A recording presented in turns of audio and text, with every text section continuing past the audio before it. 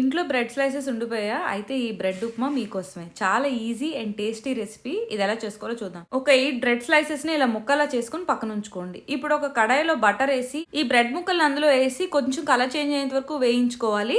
ఇలా వేయించుకొని పక్కకు తీసేయండి. ఇప్పుడు అదే కడాయిలో కొద్దిగా ఆయిల్ ఏసి, ఆవాలు, జీలకర్ర, శనగపప్పు, మినపప్పు, ఇంగువ, కరివేపాకు ఏసుకొని కొంచెంసేపు కలర్ చేంజ్ అయ్యేంత వరకు వేయించుకోవాలి.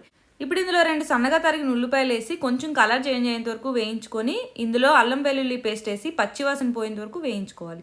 ఇప్పుడు ఇందులో 2 చాప్డ్ టొమాటోస్ వేసి ఒక 2 నిమిషాల పాటు హై ఫ్లేమ్లో వేయించుకొని ఇందులో పసుపు, ఉప్పు, 1 స్పూన్ కారం, 1/2 స్పూన్ షుగర్, కొంచెం గరం మసాలా పౌడర్ వేసి బాగా మిక్స్ చేసి దీన్ని లో ఫ్లేమ్లో పెట్టి ఆయిల్ సపరేట్ అయ్యేంత వరకు కుక్ చేసుకోండి.